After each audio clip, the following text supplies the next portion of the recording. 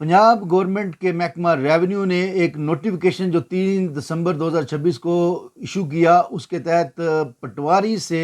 इंतकाल, ज़बानी इंतकाल बल्कि कहना चाहिए, का जो इख्तियार था वो उससे विड्रा कर लिया है। होता क्या था कि जब आप अपना ज़री रकबा किसी को बेचते थे तो आप जिसको बेचते थे उसको साथ ले जाकर पटवारी के पास अपना एक ज़बानी बयान देते थे, और वो पटवारी क्या करता था कि वो मुतल्लिका रजिस्टर में मालिक का नाम लिख के और साथ आगे जो ख़रीदार था उसका नाम लिख लेता था, और साथ एक रेड पेंसिल से ये चीज़ें नोट कर लेता था।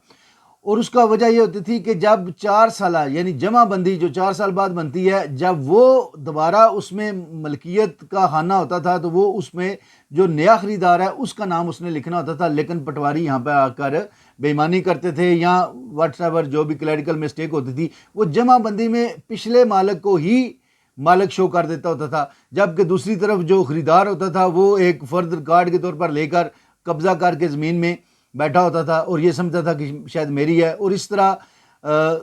जमा बंदी हर 4 साल बाद चलती जाती थी, और जो मालिक होते थे जब वो अपना रिकॉर्ड चेक करते थे तो उन्हें पता चलता था कि ये ज़मीन अभी तक हमारी मलकियत में आ रही है, तो वो ज़मीन आगे फिर किसी और को बेच देते थे, जिससे एक सिविल लिटिगेशन का लामतनाई एक सिलसिला चल पड़ता था सिविल कोर्ट्स में। तो अब ये जो इख्तियार था पटवारी जो ज़बानी इंतकाल करता था, वो इख्तियार उसका वापस ले लिया गया। पटवारी के पास मां सिवाय विरासत के इंतकाल के और कोई इंतकाल दर्ज करने का इख्तियार नहीं है। और विरासत का इंतकाल क्या होता है कि जब कोई बंदा फोत हो जाता है तो उसके जो शरई और कानूनी वारसान होते हैं वो जाते हैं, जाके अपना लीगल हेयरशिप सर्टिफिकेट लेते हैं, जो कि पहले नादरा से मिलता था, अब दोबारा सिविल कोर्ट से मिलता है, और डेथ सर्टिफिकेट लेते हैं, और एक FRC फैमिली रजिस्ट्रेशन सर्टिफिकेट लेके उसके सामने पेश करते हैं, और वो जो लीगल शरई वारसान होते हैं उनका अंदराज वारसान के तौर पर कर देता है। और नेक्स्ट जब 4 साल बनता है तो उसमें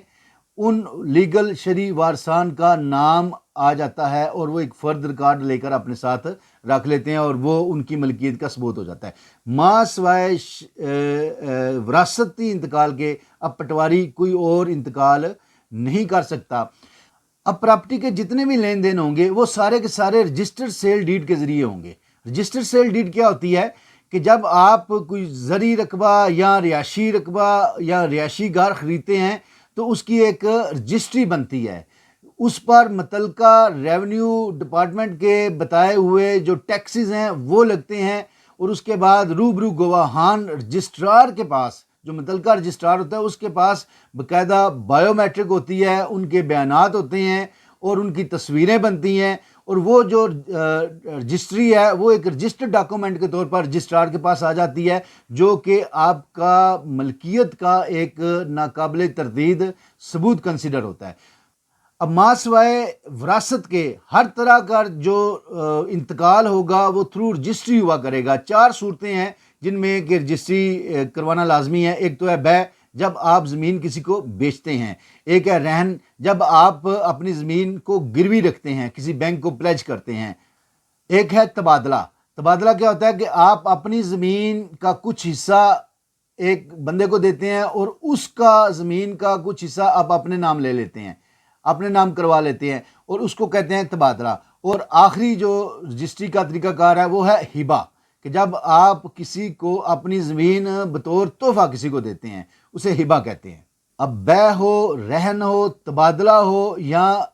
हिबा हो, ये थ्रू रजिस्ट्री होगा। एक रजिस्टर्ड डीड बनेगी, उस पर टैक्सेस लगेंगे DC रेट के मुताबिक या जो मार्केट वैल्यू है उसके मुताबिक, और फिर वो रजिस्ट्रार के पास रजिस्टर्ड होगी, और वो आपका हक़ मलकियत का नाकाबिल तरदीद एक सबूत के तौर पर आपके पास हमेशा रहेगा, और कोई उसको चैलेंज नहीं कर सकता, क्योंकि उसका रिकॉर्ड रजिस्ट्रार के पास भी होता है और रजिस्ट्रार के रूबरू बयानात होते हैं, गवाहों की मौजूदगी में होते हैं, इसलिए उसको चैलेंज